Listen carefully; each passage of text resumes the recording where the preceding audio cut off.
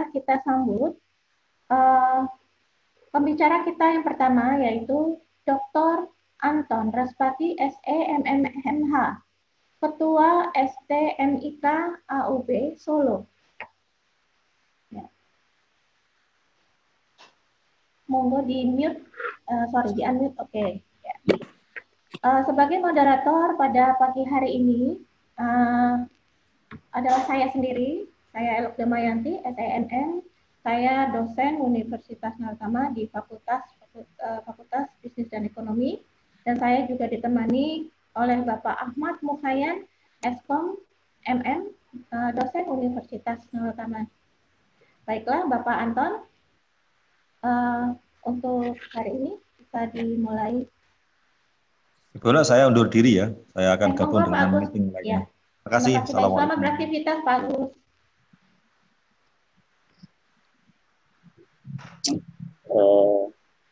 Kita mulai. Assalamualaikum warahmatullahi wabarakatuh. Waalaikumsalam warahmatullahi wabarakatuh. Waktu 30 menit ya Pak Anton ya. Oh siap, siap. Ya. Oke.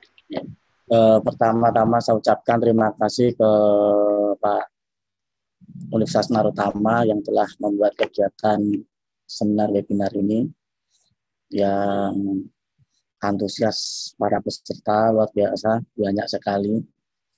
Dan tak lupa juga saya mengucapkan terima kasih kepada Dr.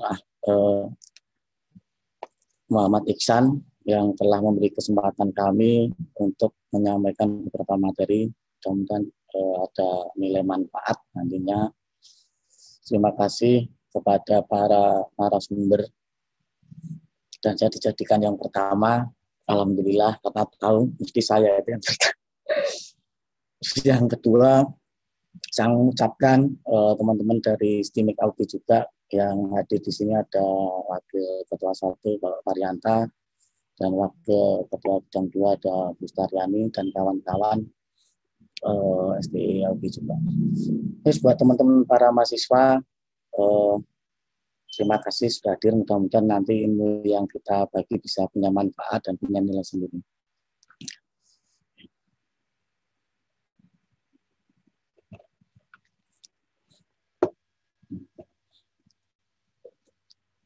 Hari ini saya coba untuk bahas tentang psikomarketing building. Mohon maaf nanti kalau suara saya putus, mohon dikasih tahu nih. Ya, karena ini ada sedikit merah. Oke. Jadi hari ini saya coba untuk bahas tentang psikomarketing building. Karena kemarin saya melihat bahwa seminar tentang entrepreneur yang tanggal 18 itu menginspirasi saya luar biasa. Karena untuk menjadi entrepreneur itu mudah tapi tidak gampang. Karena saya melihat dari beberapa kawan mencoba untuk entrepreneur itu banyak yang belum mencapai sesuai dengan tujuan atau ekspektasinya. Ini saya terapkan pada diri saya sendiri. Kira-kira kenapa entrepreneur atau suatu usaha itu bisa tidak sesuai dengan ekspektasi kita itu. Maka saya anggap bahwa bisnisnya ada yang saya istilahkan dalam suatu jebakan bisnis. Kenapa saya katakan jebakan bisnis? Kita seringkali melihat orang, dia terlihat sukses ketika dia bisa membeli sesuatu dengan bentuk usaha yang seperti itu, kan, dalam tanda kutip itu kan. Nah ini akhirnya orang yang tidak paham atau kurang menganalisis akhirnya mengikuti jejak si A tersebut. Umpama saya analogikan, yaitu umpama usaha tentang digital product gitu, atau developer untuk programming. Pada saat itu orang akan melihat dia hanya duduk di kursi, hanya ngopi setiap hari, tetapi income-nya itu terus tanpa henti gitu kan. Nah pada akhirnya orang yang hanya melihat itu saja akhirnya tertarik. Nah ini akan menjadi satu jebakan bisnis pertama. Yang kedua, terlalu tinggi ekspektasinya. Gitu. ekspektasinya melihat bahwa ketika nanti saya bisa membuat aplikasi tersebut, saya akan membeli seperti ini. Tetapi di situ dia lupa yang namanya analisis. Ini yang sering kita lupakan cara ini atau analisis ini. Nah, ini saya terapkan pada diri saya. Waktu itu saya membaca beberapa buku atau literatur. Bagaimana usaha kita itu bisa sukses. Usaha kita itu bisa berjalan sesuai dengan keinginan kita. Nah, maka saya menggunakan SCAF framework itu. Nah, SCAF ini untuk perlu sadar bahwa manusia itu ada 3 bagian otak, ya. Ada otak reptil, ada otak mamalia, dan neokorteks. Nah, otak reptil ini yang menjadi satpam kita, satpam kita. Jadi kalau merasa terganggu, maka otak reptil ini yang bekerja, gitu kan. Maka di dalam otak reptil ini hanya ada lawan atau lari atau hanya sebagai kapasitas sebagai keamanan saja atau satpam di otak kita. Nah, kalau otak mamalia ini akan bicara tentang kenyamanan, gitu kan. Memastikan kita nyaman, yang bicara tentang kebahagiaan, dan ini di ranah otak mamalia. Nah, kalau neokorteks itu bicara yang paling luar, yaitu logis. Kadang kenapa entrepreneur itu tidak bisa berjalan, gitu. Karena terpengaruh ini. Dalam artian apa? Dia akan berpikir secara rasional, ya dan tidak, apakah sehat atau tidak. Ini akan terus menghantui mereka. Akhirnya apa? Dia stagnan, tidak berjalan, stagnan. Dia selalu membaca buku terus, dan akhirnya apa? Dia hanya sebagai kolektor buku saja, karena tidak ada actionnya. Nah, ini kita harus balance bagaimana SCAF framework ini nantinya akan menjadi salah satu alat analisis supaya usaha kita itu berjalan sesuai dengan keinginan kita. Nah, ini yang saya pakai saat ini, dan alhamdulillah berhasil. Gitu. Nanti mudah-mudahan bisa diimplementasikan oleh kawan-kawan. Nah, kira-kira tadi apa yang menjadi tertarik antara hubungan otak tadi dengan satu marketing, gitu kan?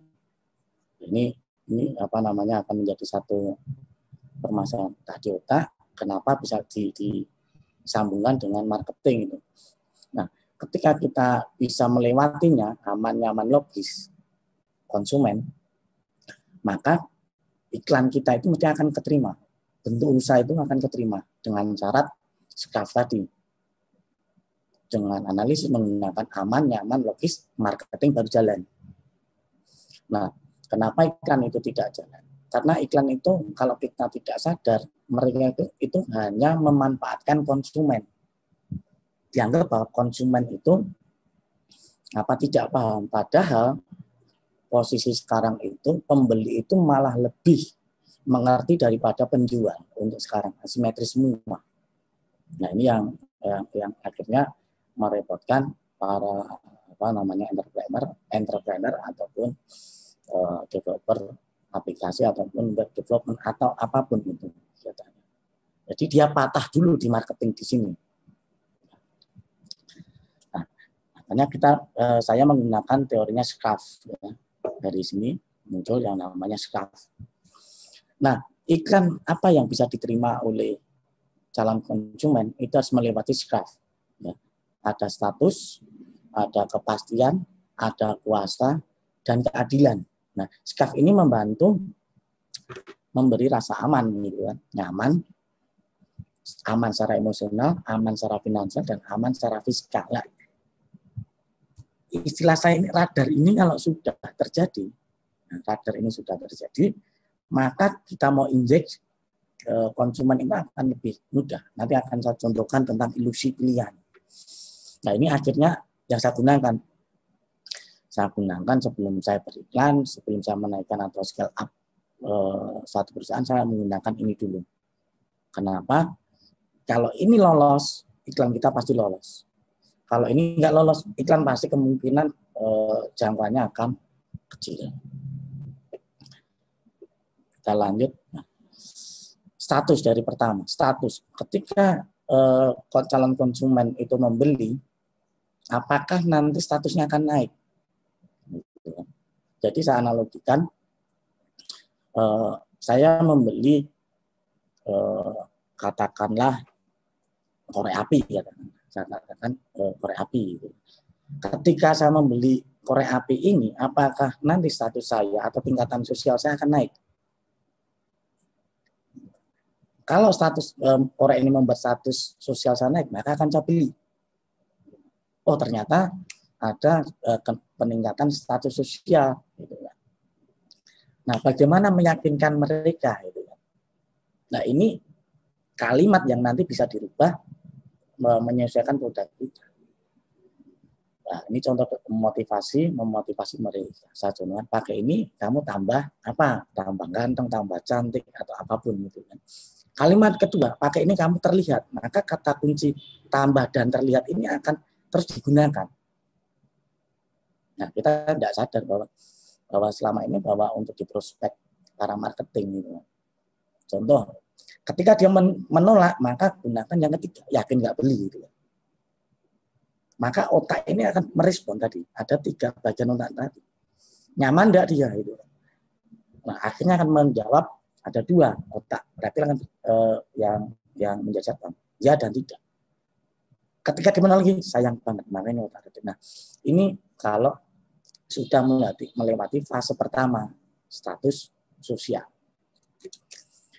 Yang kedua adalah kepastian. Nah, ketika orang calon konsumen atau konsumen itu sudah memilih produk tersebut, kira-kira itu mereka dapat kepastian atau tidak? Karena apa? Kepastian ini yang diharapkan semua orang, dan saya yakin semua orang itu butuh kepastian. Kenapa saya katakan? Mungkin Pak, saya tidak butuh kepastian. Saya kira nggak mungkin seperti itu. Nah, karena semua orang itu butuh kepastian. Karena kalau tidak ada kepastian, maka akan muncul yang namanya keraguan.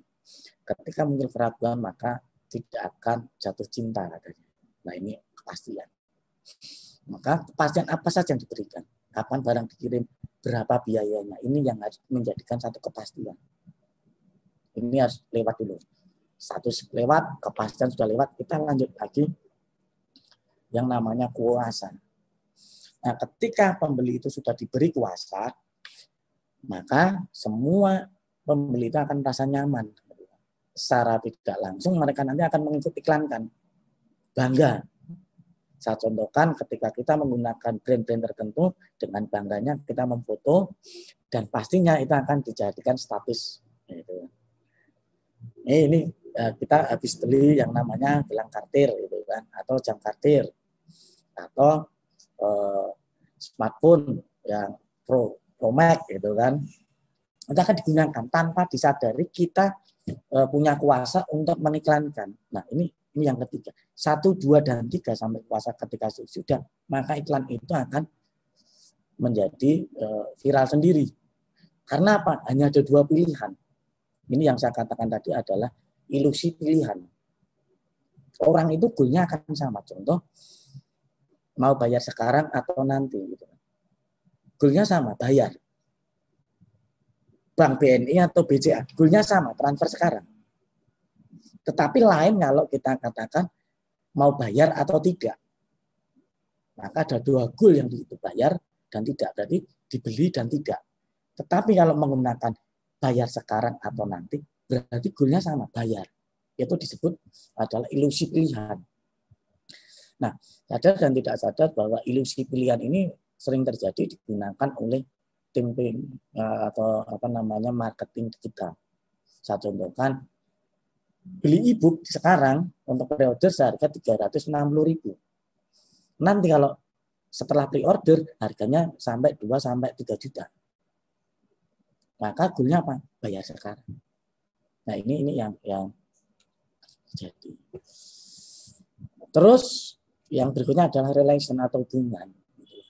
Maka di dalam mencari satu konsumen pasar itu, maka kita menggunakan hubungan atau social engineering, atau kita singkat kalau di bahasa kami itu adalah SOCENG atau social engineering, itu mencari informasi calon konsumen secara apapun, demografinya, pekerjaan apapun yang terkait. Pastinya informasi, data dan informasi itu memiliki peluang untuk produk kita itu.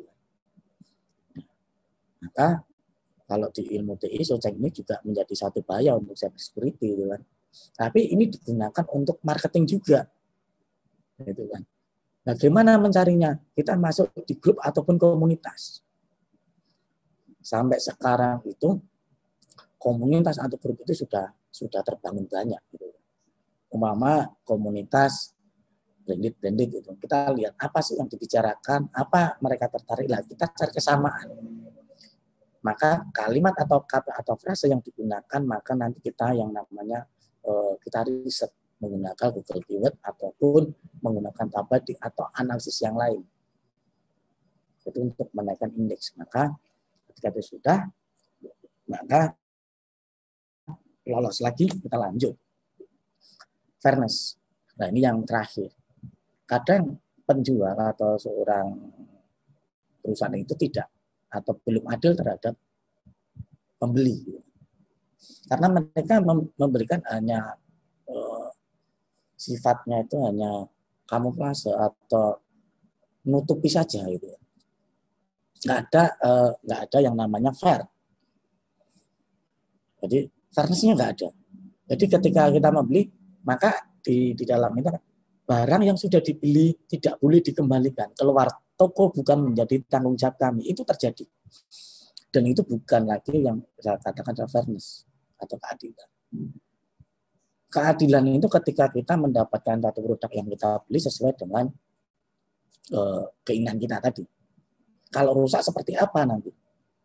Bagaimana penanganannya? Bagaimana pelayanannya? Bukan istilahnya itu kilahan dari pembeli, penjual ya. Pak, nggak bisa Pak, kan barang sudah dibeli. Nggak bisa Pak, ini sudah keluar tuh. Nah ini yang nggak kita inginkan gitu. Yang kita inginkan adalah suatu keadilan. Maka perusahaan itu akan memberikan, kalau ternyata rusak, boleh dikembalikan. Pastinya dengan ketentuan dan syarat berlaku yang tidak menjebak. Tapi fair di sini. Yang berikutnya adalah, kalau Anda tidak merasakan manfaatnya, saya kembalikan uang Anda. Berarti perusahaan ini sudah menjamin kebutuhan. Karena apa? Sudah melalui riset tadi. Yang staff tadi. Karena kalau tanpa staff tadi, riset tidak dijalankan, maka dia tidak akan berani memberikan fairness, keadilan. Kalau bahasa di waktu itu adalah quality control-nya. Terus kita ulah, mereka itu butuhnya yang namanya ABCD, kita ulah. Jadikan satu tabel, maka ini yang dijadikan satu fairness atau keadilan. Nah, saya sebelum masuk ke senjatanya, jadi itu tadi adalah salah satu pengantar untuk bagaimana membuat iklan itu yang menjadi efektif, gitu. Tepat sasaran, tertarget, gitu. Alat untuk iklan itu sebenarnya banyak. Tetapi saya menggunakan Facebook ADS daripada Google, gitu. Kenapa? Karena pengguna Facebook itu ada 2,7 miliar seluruh dunia. Ini kasusnya itu bisa dibuat di Facebook Business Ads. Dan 1,6 miliar orang yang terhubung dengan bisnis. Nah, ini akan menjadi peluang saya, gitu. Peluang bagi seorang calon entrepreneur atau entrepreneur menggunakan Facebook. Karena saya melihat beberapa riset itu orang itu tidak bisa lepas dari Facebook. Kurang lebih penggunanya minimal 4-8 jam dia menggunakan Facebook atau media sosial yang lain. Karena produk Facebook itu ada Instagram, ada Facebook, ada WhatsApp. Pertanyaannya, berapa jam Bapak Ibu atau teman-teman mahasiswa memegang HP? Lebih dari 18 jam ada mahasiswa. Pak, saya lebih dari 18 jam megang HP. Kenapa? WA-an. Nah, WA itu salah satu produknya Facebook. Instagram, Pak, siapa tahu ada mention, Pak. Facebook kan, Pak, siapa tahu ada yang replace status. Nah, ini yang kita video. Maka saya menggunakan Facebook ADS daripada yang lain. Nah, ini Facebook ADS ini adalah untuk meningkatkan brand awareness ya, untuk membranding. Nah, kalau yang saya baca di Mardiku Wowi itu tahapan level bisnis itu ada 4 ya. Tapi yang saya garis bawahi di sini adalah di level 1 penjualan dan level 2 branding itu di level 2. Ini saya ambil dari Mardiku Wowi. Karena apa? Hampir 96 penyumbang PDB di Indonesia itu adalah UMKM. Dan penyerap tenaga kerja itu adalah UMKM. Itu level 1. Level 4-nya adalah kebijakan pemerintah. Tapi saya tidak akan mengupas tentang kebijakan pemerintah maupun kebijakan luar negeri. Itu level 4. Di bisnis level ini ada. Nah, makanya di bisnis level 1 ini 96% menguasai, perusahaan menguasai. Dan serapnya itu luar biasa. PDB-nya juga besar. Nah, ini mestinya pemerintah juga mengapresiasi karena apa? Daya serapannya untuk tenaga kerja kan besar. Maka saya sangat respect bagi mereka penggiat UMKM. Dengan mereka yang bisa menyerap tenaga kerja. Dan mereka tanpa penting terhadap situasi dan kondisi saat ini. Nah, ini yang menjadi salah satu bentuk respect saya. Nah, kira-kira Pak, ada pertanyaan dari teman-teman ini. Kira-kira apakah mungkin bagi kami yang awam itu bisa memanfaatkan Facebook Ads Manager? Itu sangat memungkinkan. Dan saat waktu itu diundang di beberapa tempat, saya katakan, ini nanti langsung saja. Nah, jadi ketika waktu itu mengatakan apakah mungkin bagi kami yang belum mengenal tentang teknologi informasi atau sistem informasi itu bisa bergerak di sana. Saya katakan mungkin. Apakah perlu pemrograman? Tidak. Apa kita perlu penguasaan bahasa untuk bahasa program? Tidak. Membuat aplikasi apakah itu membutuhkan penguasaan skill secara lebih untuk penguasaan bahasa program? Tidak. Free. Nah, ini waktu itu saya diskusi dengan guru saya, itu nanti akan saya ceritakan slide berikutnya. Ini akhirnya saya praktekkan dalam 3 bulan. Ini kalau terlihat itu di sini. Dalam beberapa bulan kita bisa mendapatkan passive income. Itu dari satu aplikasi saja. Satu aplikasi kita bisa mendapatkan bisa mendapatkan sekian rupiah. Itu satu aplikasi saja. Ini gara-gara apa? Facebook tadi. Karena apa? Kalau kita masih menggunakan cara konvensional, berapa biaya cetaknya keluar? Kalau cost untuk iklan di sini sangat-sangat murah. Bahkan untuk satu target itu hanya Rp10, kita bisa menarget ke negara yang kita butuhkan. Sesuai dengan CPM-nya atau dolar yang tertinggi. Ini saya ilustrasikan, saya ambil dari aplikasi saya. Satu aplikasi itu per hari bisa sampai 50 sampai 90 ribu. Itu satu aplikasi. Sampai meningkat ini per hari. Jadi kalau ada 10 aplikasi ya 900. Kalau ada 10 ya lumayan lah. Nah, ini saya push dengan yang namanya Facebook tadi.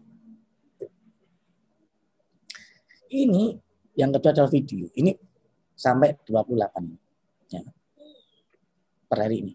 Jadi ini kenapa saya tutup, saya nanti iklan nanti kalau saya buka. Tapi boleh juga nanti boleh di-download juga boleh kalau diizinkan nanti. Jadi ini pendapatannya. Dan itu terus. Jadi kalau bahasa saya itu sama Pak Yeridwan itu karena saya terinspirasi dengan Pak Yeridwan, guru saya itu. Jadi beliau ini juga hadir juga. Ya. Jadi saya terinspirasi. Pak Yai, gimana sih dapat uang yang kita tuh bisa hanya santai-santai itu duduk manis gitu kan? Kalau sampean itu duduk manis tapi passive income. Gitu kan? Terus gak kerja gitu kan. Nah, ini yang saya tanamkan di dalam apa namanya? Nah, hasil diskusi di kita. Mas sampean di kita. Kenapa? Selama Android itu masih ada di muka bumi, duit itu terus. Maka apa? Ini yang saya terapkan. Alhamdulillah dalam 3 bulan itu bisa berjalan sesuai dengan goal saya. Jadi istilahnya itu duduk manis, gitu kan. menikmati senja di kala hari, di sore hari itu sambil menikmati kopi, maka ini terus. 5 menit lagi ya, Pak Anton. Siap. Ini sebentar lagi selesai 2 slide lah. Inilah yang motivasi saya itu. Jadi kalau cuplikan saya itu adalah tanpa kerja keras dan ikhlas, kesuksesan tak pernah menyapa kita. Lah ini yang buat beliau ini. Jadi ini yang saya tanamkan terus. Dia tanpa kerja keras itu atau proses itu tidak akan pernah mengkhianati hasil gitu. Nah, ini yang jadi tanpa kerja keras dan keikhlasan kesuksesan tak pernah menyapa kita. Karena apa? Sukses itu orangnya sombong. Kalau tidak kita sapa, dia tidak akan hadir. Kalau tidak kita tegur, dia tidak akan membalas menegur. Maka kita tegur gitu. Sukses, saya menegur kamu, ayo kita berdua. Nah, sukses ini akhirnya menjadi satu sesuai dengan goal kita. Dengan cara menegurnya yaitu dengan cara kerja keras dan keikhlasan tadi. Maka kesuksesan itu akan berjalan seirama, bergandengan, dan melihat senja di kala sore itu sambil ngopi kan itu. Nah itu karena itu dari paparan saya, kurang lebihnya seperti itu. Mohon maaf apabila di dalam memaparkan tadi masih banyak kesalahan, kekeliruan, ataupun dalam memilih satu kata maupun kalimat atau merangkai kata, saya mohon maaf sebesar-besarnya. Nanti apabila ada yang perlu didiskusikan, monggo saya diskusikan. Dan nanti saya akan menjawab apa yang bisa saya jawab dan apa yang bisa saya diskusikan. Itu saja Bu Ella Damayanti. Saya kembalikan lagi. Terima kasih. Wassalamualaikum warahmatullahi wabarakatuh. Waalaikumsalam warahmatullahi wabarakatuh. Terima kasih banyak Bapak Anton. Presentasinya sangat menginspirasi ya. Saya tadi tertarik sekali dengan paparannya, ada bicara tentang brand connection dan marketing ya. Itu sangat-sangat benar-benar kita nggak nyangka bahwa ya marketing apa yang kita pasarkan itu harus ada brand connection. Kalau enggak kita nggak akan tertarik, nggak akan pembeli ataupun konsumen itu tidak akan melihat, tidak akan memasukkannya ke alam bawah sadar kita seperti itu ya. Nah, baiklah, saya open pertanyaan ya Pak Anton ya. Coba saya lihat di chat room, ini ada pertanyaan dari Universitas Naratama yang sudah bergabung. Izin bertanya Bapak Anton, bagaimana pendapatnya dengan banyak teman-teman yang mencoba peruntungan sebagai YouTuber? Mohon tips dan triknya. Oke. Ini kira-kira boleh saya buka dashboard saya? Sekalian saya iklan berarti. Gimana ini? Ya, monggo Pak, silakan. Iya, ini saya buka, tetapi sekilas saja ya, ini sekilas saja akan saya buka dashboard.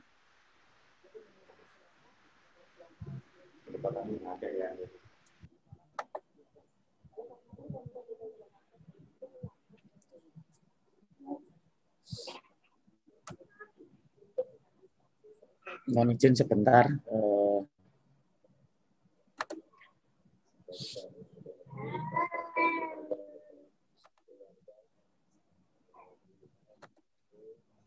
Jadi ini saya ceritakan tadi dalam waktu 3 bulan itu saya bisa monetasi. Jadi sudah dapat surat PIN dari Google dan PIN dari bank yang kita target itu kan. Naik dan sudah ada pendapatan 400.000 dalam 3 bulan. Bangun sampai 3 bulan. Oke. Jadi sudah saya close ya, saya gak enak itu. Sudah saya close.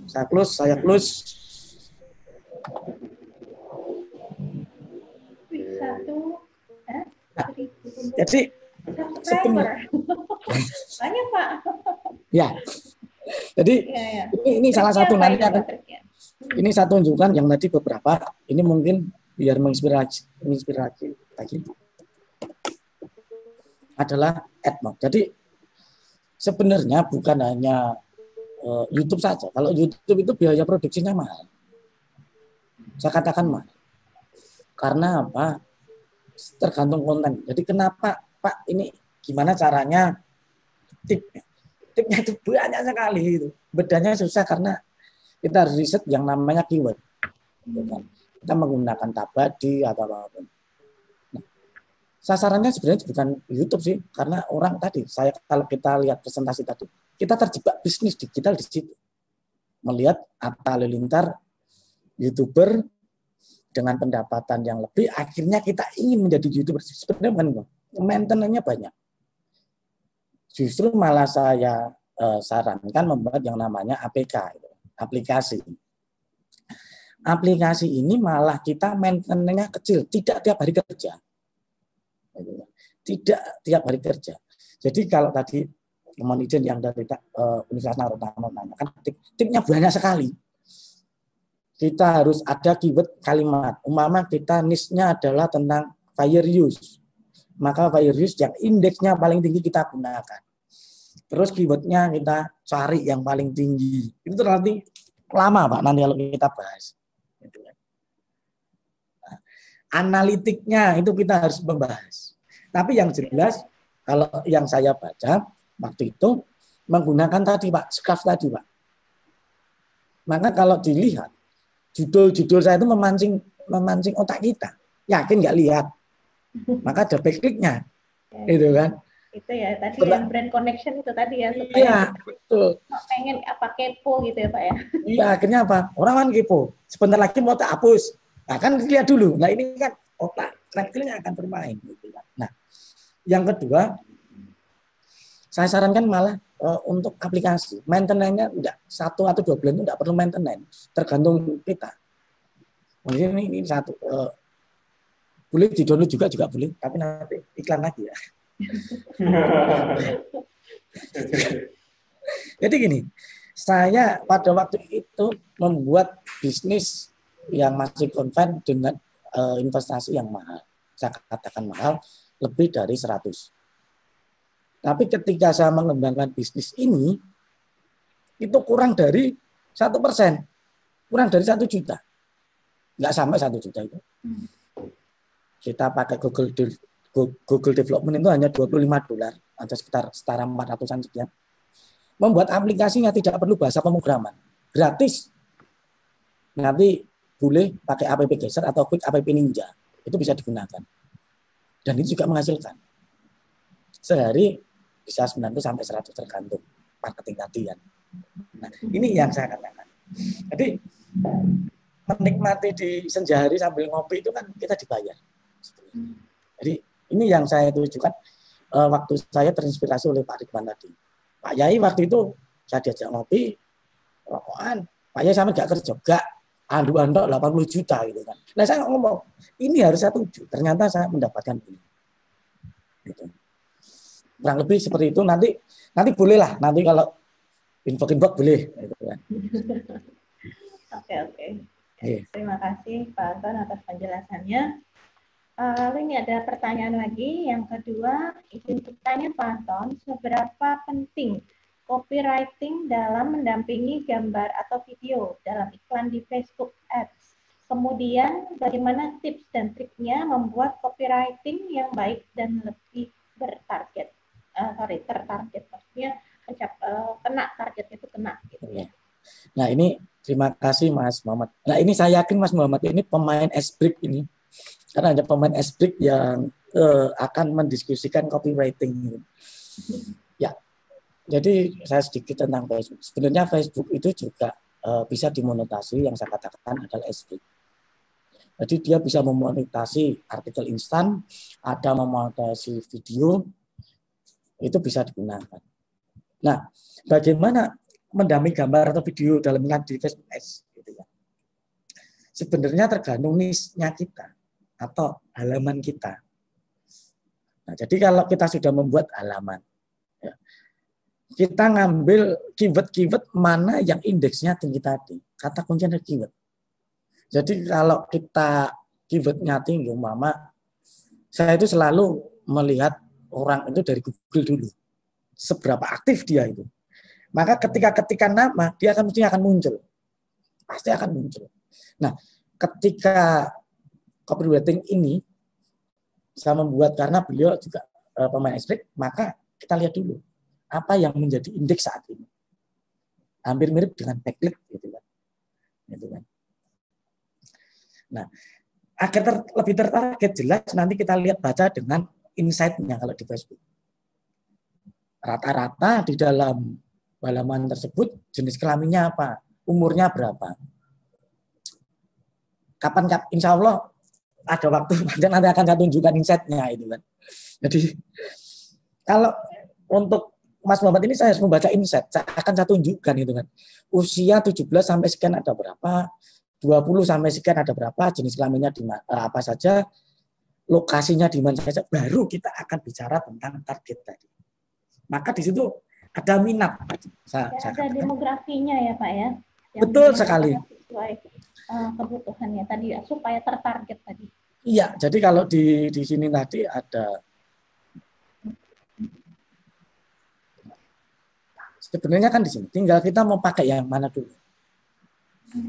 Kita mau menjual apapun tinggal di sini. Kita mau menaikkan trafficnya, kita pakai ini. Kita mau kunjungan toko, pakailah yang ini, pakailah yang ini.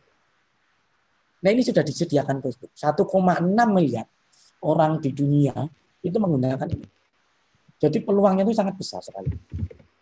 Jadi istilahnya itu pensiunan kita ya duduk manis menikmati senja di sore hari dengan sambil kopi kita sudah dibayar.